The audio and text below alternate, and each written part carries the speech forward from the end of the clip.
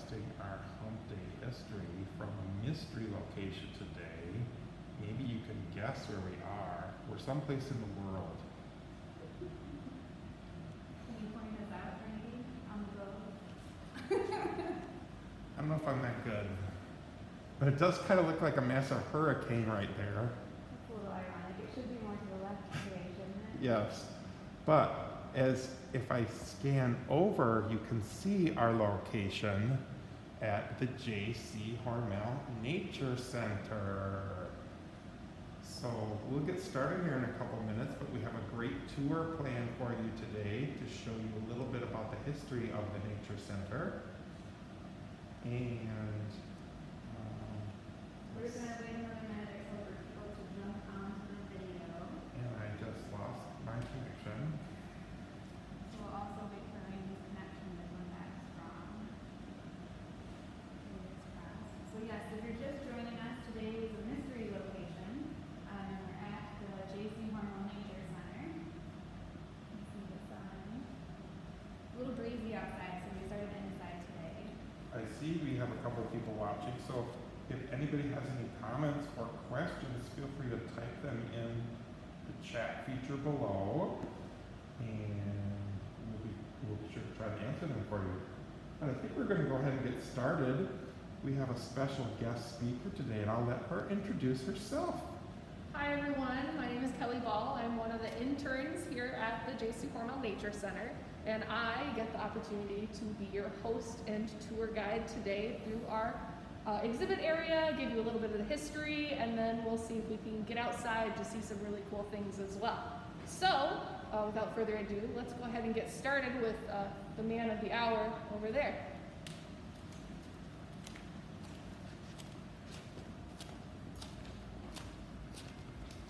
So the first thing that we should really get to know is why we are called the J.C. Hormel Nature Center. So J.C. Hormel was the son of George, who was the founder of the Hormel Company. We don't have an affiliation with the Hormel Company, just the family themselves. So Jay, when he was older, back in the 20s, like the late 1920s, he had an estate just northeast of Austin, and he wanted to kind of have a remembrance of how he grew up, because he was a very, very outdoorsy person and he loved the outdoors. So when he did this, he went and he would explore everything, and he really remembered playing around in the forests. Now, the estate that he bought was surrounded by pasture and farm fields and crop fields. So he thought it would be a good idea to recreate his childhood forest by planting some trees. And this was no easy task. He ended up wanting to plant at least one, if not more, of every single tree that's native to Minnesota. Now that's over 50 different types of trees, but he also put in a lot more that would be able to survive in this area too. Him and his team ended up planting over 200,000 trees on about 123 acres that he purchased surrounding his estate, and he called this the Arboretum. Now with that, him and his team were very diligent in how they planned it all out. They wrote down every single tree that they planted, what size it was, where they planted it. They mapped it all out, and we have that historic book on display here at our Nature Center that you can all take a quick look at.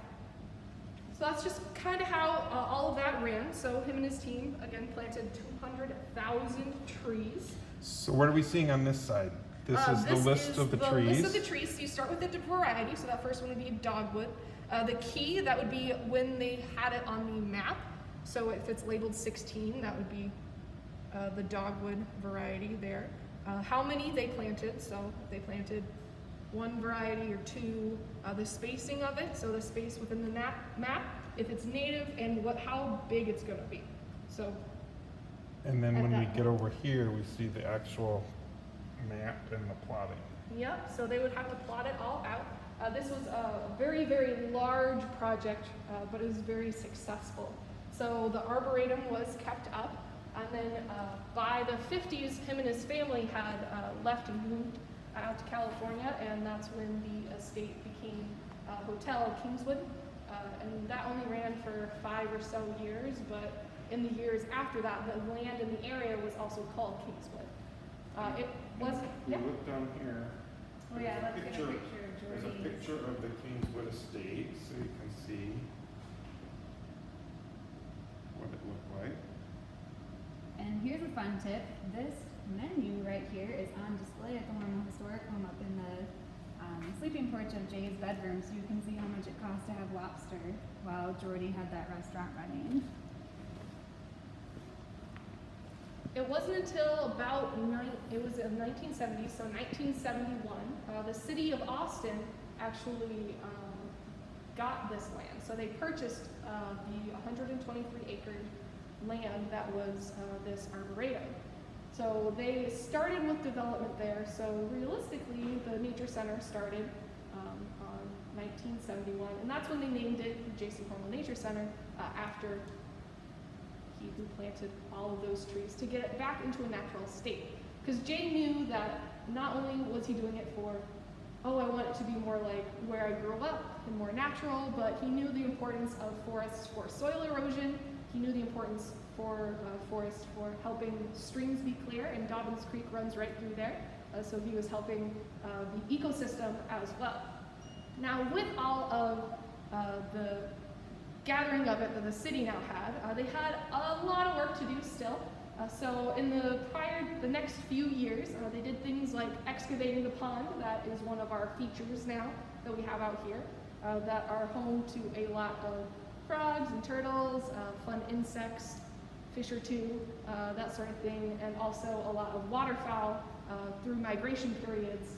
When ducks and different things need to migrate through the area, they always look for water, and here is one of the stopping points for that. So that was also in the early 70s, and it's also when we started to restore some prairie.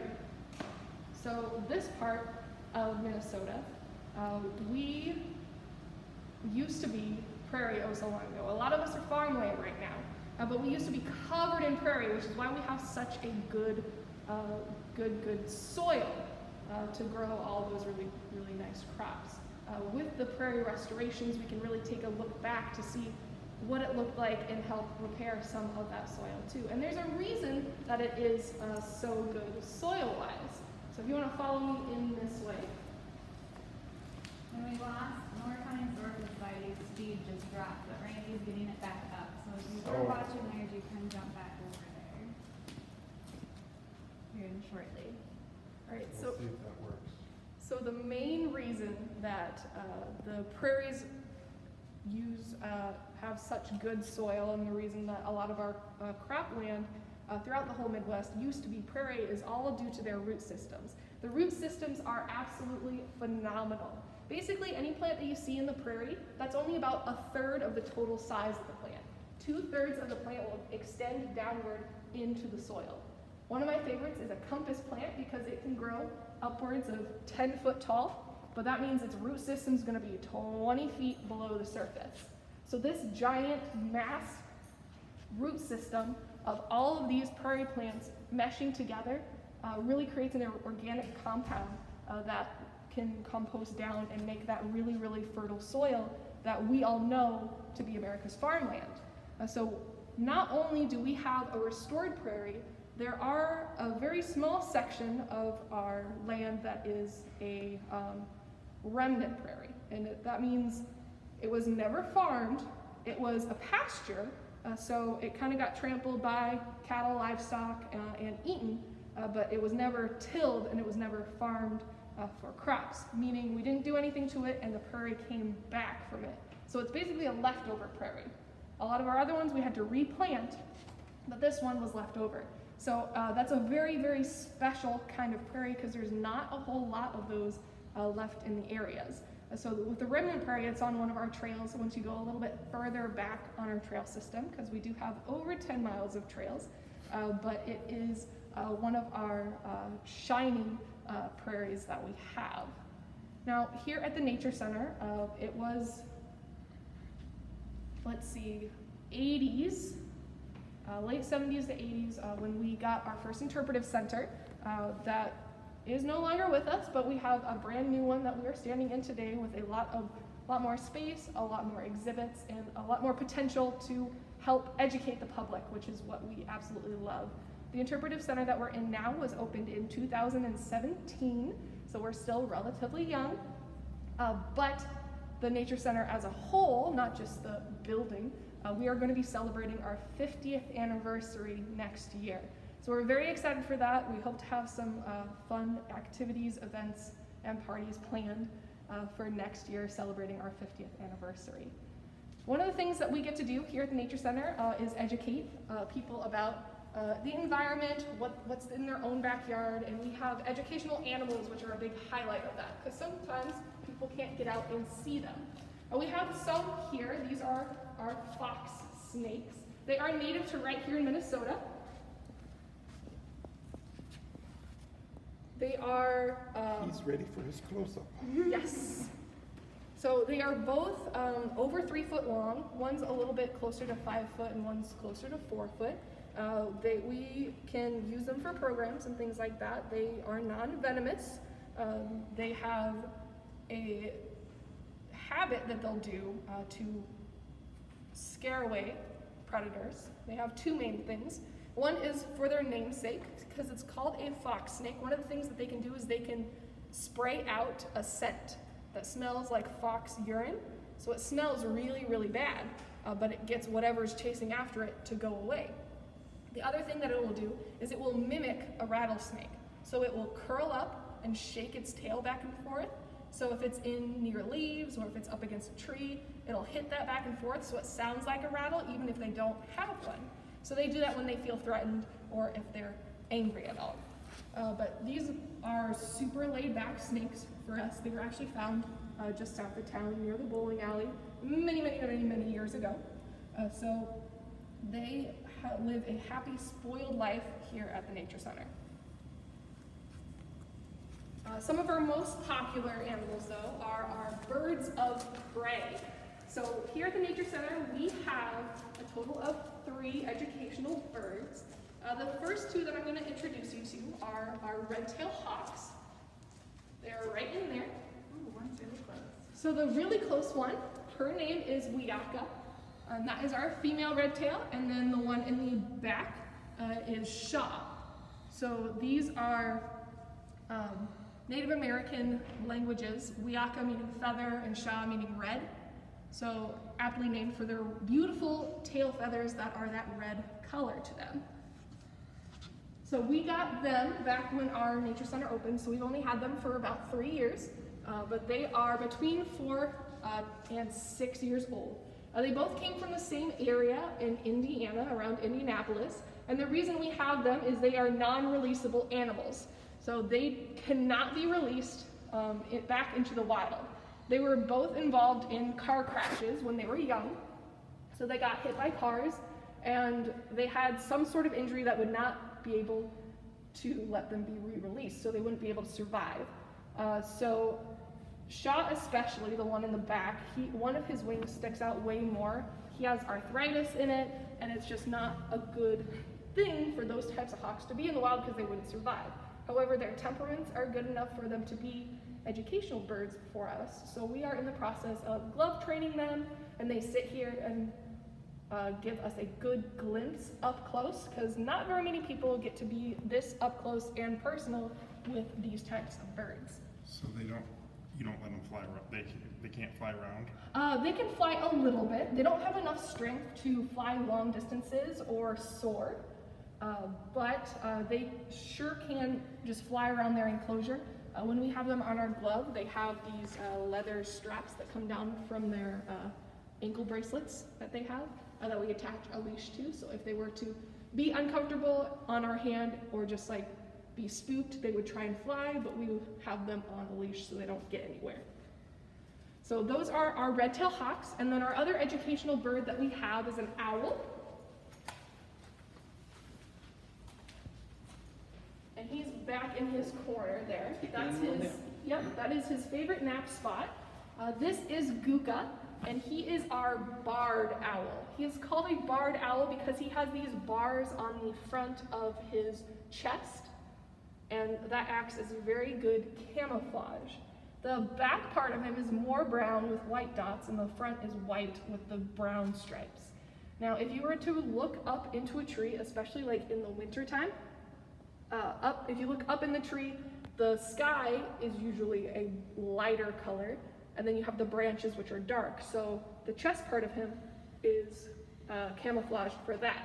If he is trying to hide from a predator, because there are things that would want to get Guka, it would be the opposite. So you would look down and you'd have more of a darker landscape. So his back feathers really camouflage him with the bark of trees. And if they don't move, it is very hard to spot them out in the wild. So Guka has been with us, oh man, for the majority of his life. He was relatively young.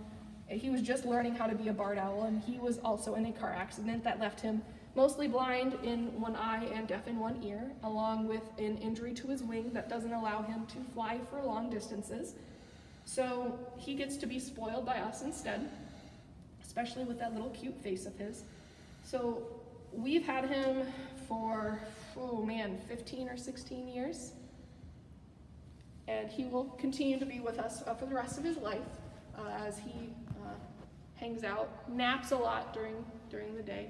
But he is a little bit more on a people schedule as opposed to other owls. So owls are nocturnal, that's why they have these giant eyes to help gather in as much light as they can. They're also very silent flyers. So their feathers are super soft that allow them to fly silently through the night.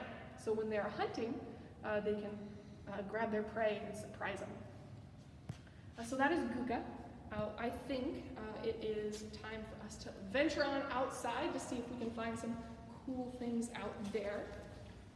Give you guys a little glimpse of the rest of the space if you haven't been here yet. And are you guys officially reopened? We are officially reopened. There are a couple places like our early childhood room that is currently closed because there are a lot of things to touch and stuff. So we close that for now. But the rest of us is still open. We still have a lot of things to explore and things to learn about here. And all the trails are open. Yes, all of the trails are open from 6 a.m. to 10 p.m. every day. Is the tower open? Yes, the tower is also open. That's one major spot that people love to hike to. It's only, that's usually like the goal of people because it's about a mile out and a mile back. You're going to tell us about your monarchs. Yes, so right now it is monarch season. So right now we have a bunch of monarchs flying out and about, and these monarchs are a special monarch because they're a little bit different than the monarchs you see in the early summer or even late spring. So usually monarch butterflies live only a couple of weeks, but once you get into late August and early September, they will live for months because they have a migration that they need to do. After they hatch from their chrysalis, they will fly a couple thousand miles all the way down to Mexico. That is a very long journey for a very small butterfly. If we look right here, we have some, as an example, we have some caterpillar down there munching away, and the thing that they like to eat is milkweed. So milkweed is a plant that has a very beautiful cluster of flowers, but if you were to break off a part of the plant, it looks like a milk is pouring out. It's this thick white liquid that's its sap. And realistically, that sap is slightly toxic. So what is amazing about this caterpillar is it will eat the plants there, and they will become toxic themselves. So they are a poisonous animal. So when they are an adult, as a butterfly, they are bright orange and black. That's a warning sign in nature saying, hey, watch out, Okay, sorry guys. I'm poisonous. I lost service. So, okay, we're back on. So when they say, with the coloration, they say, watch out, I'm poisonous, and that's because of the milkweed that they eat. Once they complete several stages of eating milkweed, and they grow, and then they have to basically molt, so they kind of crawl out of their skin, and they grow bigger. And they do that a couple times till they're nice, big, and fat, and happy. And then they crawl up and they create this chrysalis. And the chrysalises are beautiful. They have, they're green, and they have some gold trim around them. And then after 2.5 weeks, they will emerge. Now this one in the corner here is getting relatively close because I can start to see the wings through the walls of the chrysalis. So I can start to see that wing pattern there. So once they emerge here at the Nature Center, what we do is we will tag them. So we are a part of a very large program that's throughout the whole United States that you can get tags for monarch butterflies. You tag them, and then you put them into a giant database, saying where you tagged it, when you tagged it, if it's a male or female, and then you release them. And it's just a little tiny sticker that has the information on there. So when you put that on the bottom side of the wing, it doesn't affect them at all. You just have to be very gentle when you handle them, and you re-release them. So say they were caught down in Mexico City, where a lot of these monarchs gather. If they're caught there, they will go back into the database and say, you know, ABUL017 was found in Mexico City on this date. Well, then we get that information and know that one of the monarchs that we tagged made that thousands of mile journey all the way down there and survived. It's a super cool program. We get to do it with some classes too. We'll have a class this afternoon actually with some family members that get to be a part of this tagging process. Yeah. Cool. Sorry if I lost you guys. We will have a video, since Randy and I both dropped. At some point, we will have our YouTube video up later this afternoon. So if you missed a chunk of what was just discussed, you can check out the Hormel Store on YouTube. Yep. So with that, we're going to see if we can find some really cool plants that are out in bloom that the monarchs absolutely love. So we're going to take a little trek outside.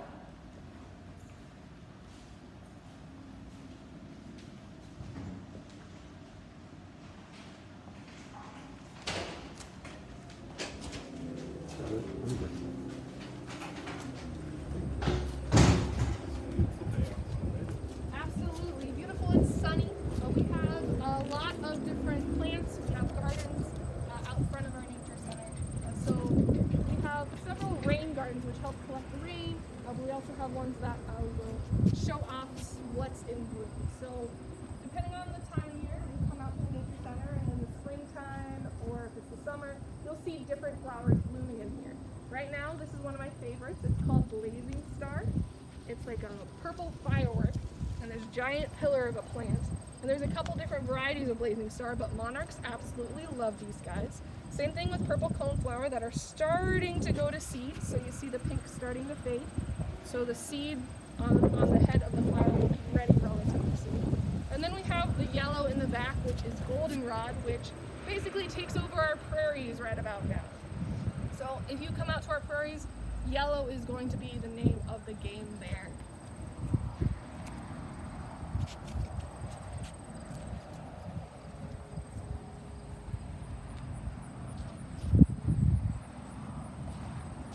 All right, just a couple more things for you guys before we let you go.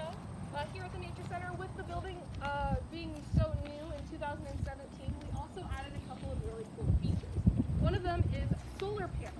So we have a solar array to the side of our building, and it helps with electricity that we use in our building. So with the sunshine, the way that they are tilted, it's going to be for maximum gathering of the sunlight, especially in the winter time when the sun is a lot lower in the sky. We can gather a lot of sunlight from that. Another really cool feature I can't physically show you because it is beneath our feet, but we have geothermal heating and cooling in our building. Basically, here in Minnesota, we know we get a lot of fluctuation in temperature. It can get really, really hot like today, and it can get really super cold in the winter time. If you go down relatively constant temperature between 50 and 70 degrees. So we can run pipes through there of water, and it will heat that water if it's cold outside, or cool that water down if it's hot outside, and we can use that as heating. It's a super cool, fun technology that uses the earth to help regulate the inside temperature. Now, the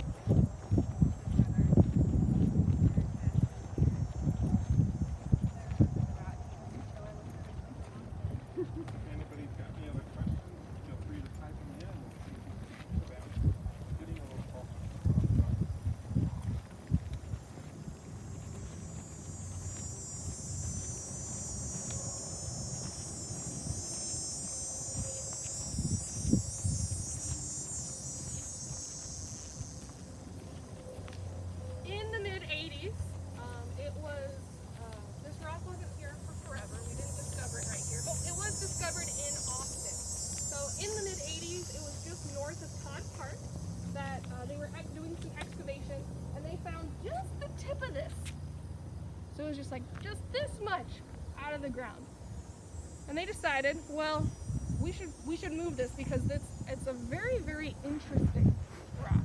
This rock was moved here a little less than 500,000 years ago, so a couple 100,000 years ago, by glaciers as they moved through the area.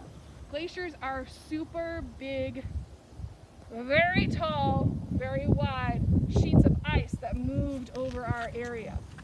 And with that, they would carry this just like you would carry sand on the bottom of your shoe.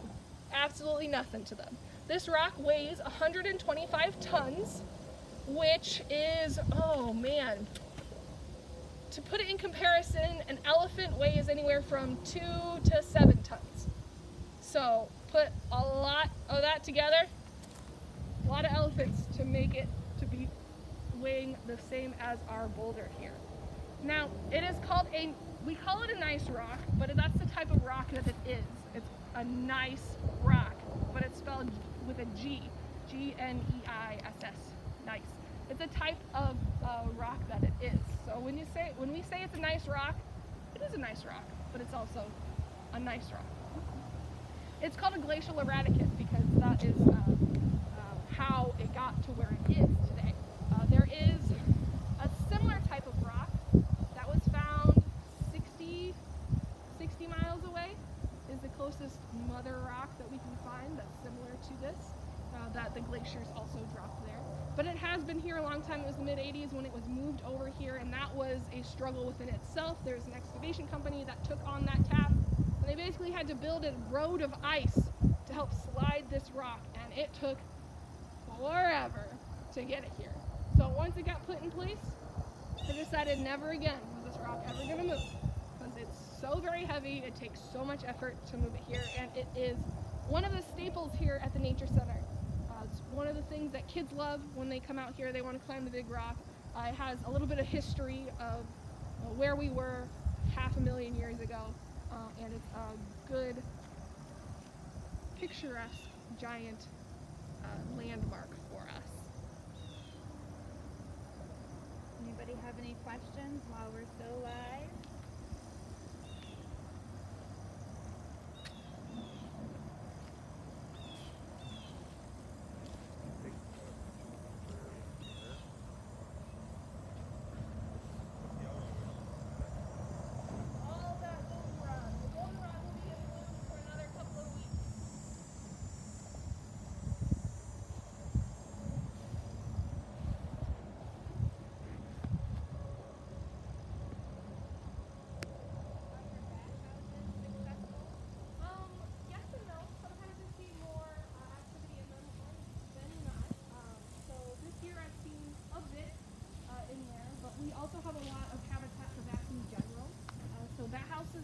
Work really well if there's not a lot of habitat, like say if you don't want them in your house and you'd rather have them in a bat house kind of thing. They work really well there, but when putting up bat houses in general, or any type of house, and sometimes it takes a while for the animals to realize that they are there in order to use them. But our bat houses have been in use in the past couple of years. I'll zoom out or zoom in, I guess, so you guys can see what I'm talking about. Those are the bat houses out there in the middle of the prairie.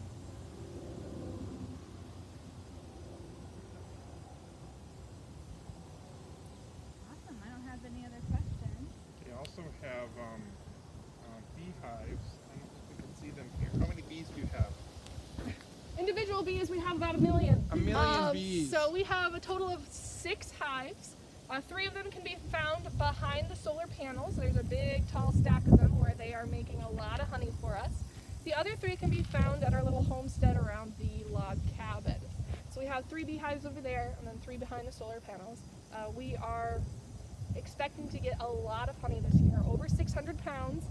So within the next couple of weeks we'll do extraction, and by mid to late September we're going to have the honey for sale. So if you wanted extremely local honey, be sure to keep us in mind for that, because we're going to have a lot of it. Okay, we'll give you a couple more images out here. You are